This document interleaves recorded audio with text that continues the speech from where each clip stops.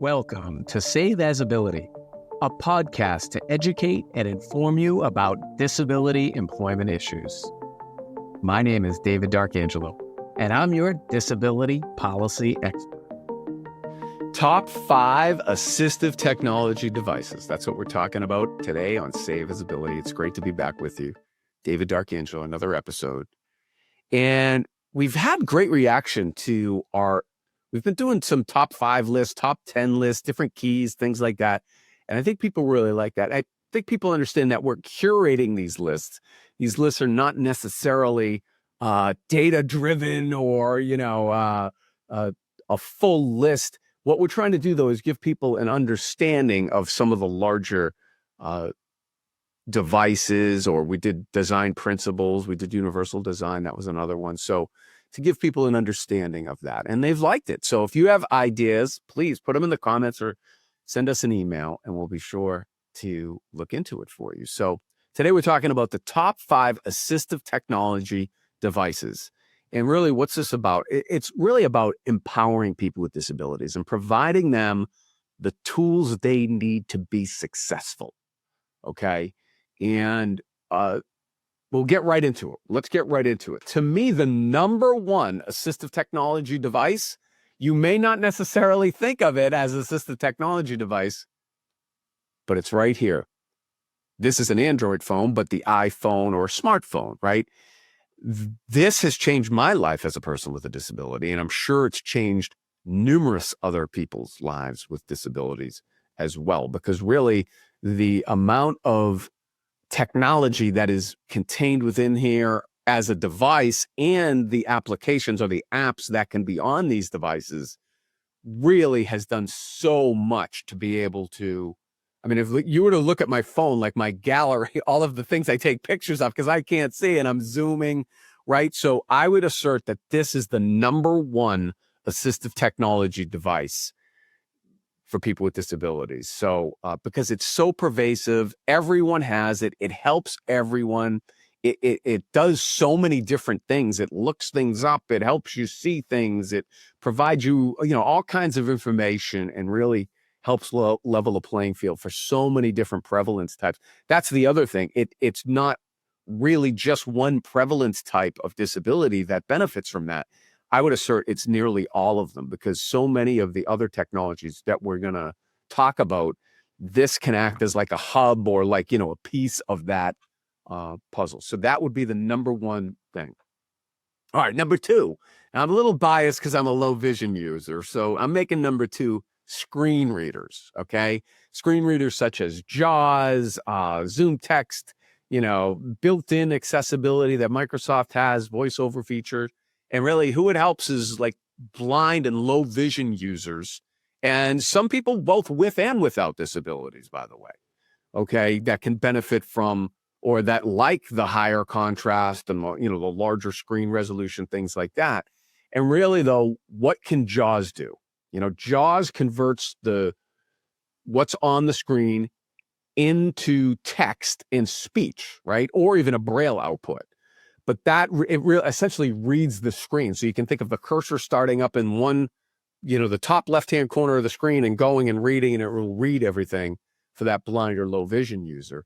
And if you haven't experienced it, I would go check out some of the videos, because I got to tell you, there's people who are blind that their JAWS can read so fast. When you listen to it, you're like, wait a minute, they're listening to it because they're going so fast listening to it. You really become adept at listening to the text so quickly. So it really helps level the playing field. So that's why I think screen readers are number 2. All right, number 3, I'm going with power wheelchairs and mobility scooters. And so what a transformation the mobility prevalence type have seen in the way they've been able to get around. Years ago, it was mostly just hand wheelchairs. Then powered chairs started to come on, but they really weren't as, didn't have all the features. Now the features and particularly like the battery technology has come so far that now, chargers last much longer than they used to. The chairs are not as heavy or bulky as they used to. There's a much larger variety than there used to be. That's a good thing. and mobility scooters too. So, because some people only need it at a certain period of time, and that works for them. So, again, it helps people with mobility impairments. That includes everything from spinal injuries to multiple sclerosis, muscular dystrophy, a whole variety of conditions that really can limit somebody's mobility. Power chairs and these scooters can really help restore a lot of that and bring down barriers to transportation and mobility. That's a good thing. So next thing I'm going with is kind of related to the first two a little bit. So it's a little bit of a cheat. I'm saying speech to text and augmentative communication devices. So this isn't really directed as much at the blind or low vision users, but I'm saying speech to text for people with other disabilities, individuals with speech impairments or cerebral palsy or autism or ALS or people that have been impacted by stroke and other traumatic brain injuries. Okay. So speech to text and augmentative communication devices, things like Prolog to Go, Toby, Dynavox, things like that can really be a game changer in terms of assisting these individuals with their communication and, converting type-spaced text into synthesized speech is a big deal. It can really help these people communicate. And it can be, as you can blow into a pipette to trigger it. Eye movement can help communicate. So it's gotten very sophisticated, and the computer technology, again, somewhat related to the phone there, has really helped, and it really matters.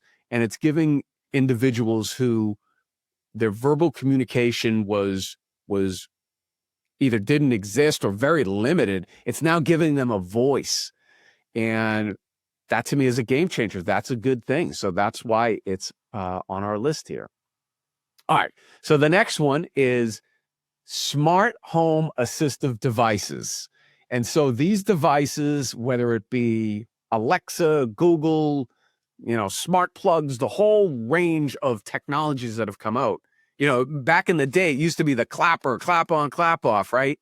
But this helps people with all different types of disabilities, visual disabilities, mobility disabilities, cognitive disabilities, hearing disabilities. All of those prevalence types are aided by many of the features contained within these smart home devices. And it's smart home, but it's really larger than that. I guess it's smart devices because they can be applied in your car or at work or whatever the case may be.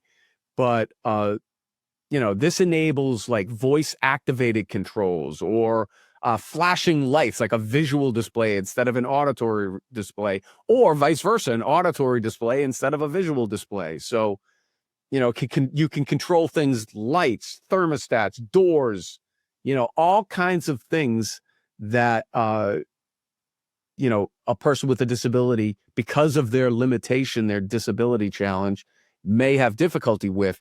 These smart devices can really help kind of level the playing field there. So it supports independent living and really sometimes improves safety for individuals as well. So that's our list. Tell me what we left off or what we should include. But I wanted to curate this list together for you. Obviously, there's a much longer list if you want to include all of the thousands or maybe hundreds of maybe even millions of different devices or features there are to make things accessible for people with disabilities. So, and when it's done well, it benefits everybody. The solution benefits both people with and without disabilities. And that's what we're trying to do. That's a good thing. Access to opportunity, independence, and self-determination. That's what we're talking about here at Save Visibility. I hope you enjoyed this episode. Please help us continue to grow the channel. If you could like, subscribe, comment, and share, it helps us keep great content flowing for you. So until next time, it's David D'Arcangelo, and I hope you have a great day. For more information about disability employment issues, please visit our website, disabilityemploymentsolutions.com. The Save As Ability podcast is available on Apple Podcasts, Spotify, our YouTube channel, @Disability Policy Expert, or wherever you stream your podcasts. Subscribe, stream, rate, and review our shows. Your ratings and reviews help our show reach new audiences. Produced by Pod Pro Entertainment. Save As Ability lives within a network of podcasts located at podproentertainment.com. #TheNewRadio. Again, my name is David Darkangelo, and I'm your disability policy expert. Until next time, thank you. I hope you have a great day.